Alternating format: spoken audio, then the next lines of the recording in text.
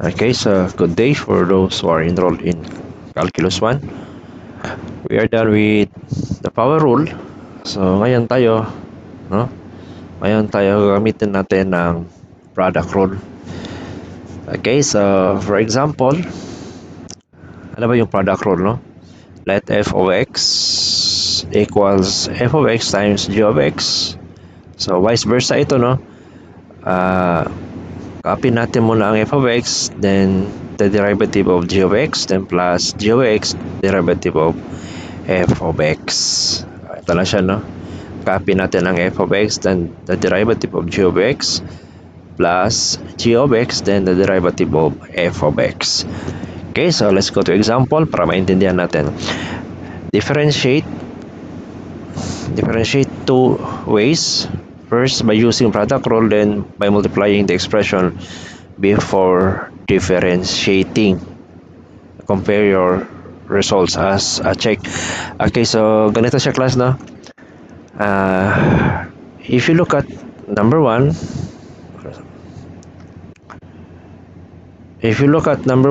di ba, y is equals to x to the power of 5 times x to the power of 6.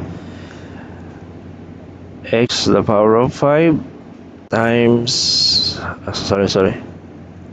y equals x to the power of 5 times x to the power of 6. Ganito, although multiplication, class, no, ang operation between x5 and x6, pag ganito lang ka-simple, class, no, we can use power rule. We can simplify this one, no, then we will use power rule. So we try to use power rule muna, no. Use power rule kasi simple lang ang given equation, diba? Okay, so diba, y equals what? So how will you simplify this one? x5 times x6, that is actually the same ang base. The multiplication, just add the exponent. That is equals what? Y equals x to the power of 11. Alright, so after that, you can derive, no? We can derive the derivative of y with respect to x is dy over dx is equals to ano bang step natin na, class, using power rule? Copy 11 times anong number na sa tabi ng x, which is 1, so times 1, then x 11 minus 1. Alright, so dy over dx is equals to 11x to the power of 10. Okay, so using power rule, no? So pag ganyan lang, tingnan lang natin ang given na equation, class. Pag kaya ng power rule, mas okay ang power rule, and we will use power rule. Okay, so using product rules, given, gamitin natin ang product rule, which is y is equals to x5 times x6. Now using the product rule, okay, so how will you derive using product rule? Okay, so derivative of, copy natin muna, no? Okay, the derivative of y with respect to x is of course dy over dx equals, using product rule, class, ano mangyari? Kopyahin natin muna ang x5 times the derivative of x6. Okay, so ano ba yung derivative ng x6? So derivative of x6, how will you derive x6? Diba? Derivative of x6, kopyahin ng 6 times, may number dito 1, which is yan, no?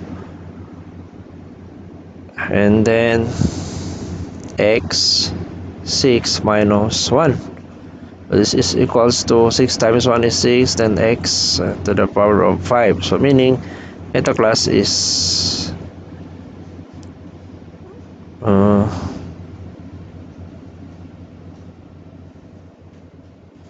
x 6x to the power of 5. Then i-close natin. Ang 6x to the power of 5 class is the derivative of x6. Diba? So using product rule, no? Derivative of y with respect to x is dy over dx. Kopyahin lang x5. Yan, x5. Then derivative of x6 is 6x5. Then plus. Again, next step is kopyahin natin ang x6. Parang vice versa yan, no? Interchange yan siya. Kopyahin ang x6, then times the derivative of x5. How will you derive x5? Sorry. Paano natin class ma-derive ang x5? X to the power of 5. If you derive this one, okay, yan 5, kopya 5, then times anong number sa tabi ng x, diba? 1. Ito gamit ang power rule class, no? x5 minus 1. So this will be 5 times 1 is 5, x to the power of 4. So 5x to the power of 4. Alright? So yan. Tapos na ang derivative using product rule. So ito class ang explain ko ulit, no? So the derivative of y with respect to s is dy over dx. Copy natin ang 5, x5, then times the derivative of x6. So the derivative of x6 is 6x5. Okay, then plus rules yun ng product rule, no? Kopya x6, and then the derivative of x5 is 5x4. So ito class ang rules ng product rule. So after that, you will simplify using algebra. So dy over dx is equals to, alright, so x5 times 6x5. How will you multiply? So dapat muna tayo mag-multiply, no? Multiplying ano dito? How will you multiply x5? So the same ang base x, no? You just multiply 6 times 1. Diba may 1 dito class? So 6 times 1 is 6. Then copy natin x. Then you just add the exponent. 5 plus 5. Diba? X, and same ang base. And then plus. So you have to add. Okay. So next is multiply 5 times 1 is 5. Then the same variable x, copy x, and then 6 plus 4, right? So simplifying again, now dy over dx is equals to 6x to the power of 10 plus 5x to the power of 10. Okay, so since they are like terms, bakit siya like terms class? X, then 10, 10. So meaning they are like terms. So you just add the coefficient kasi like terms, no? 6 to the power of 10 plus 5 to the power of 10. Parang, no? 6 to the power of 10. The same, they are like terms. We can combine. Bakit siya like terms class? Kasi parehong x ang variable, parehong exponent 10 sila. So they are like terms. So you can add. So 6 plus 5, that is 11 x to the power of 10. Okay? So yan, no, ang steps using product rule. Okay, so next example.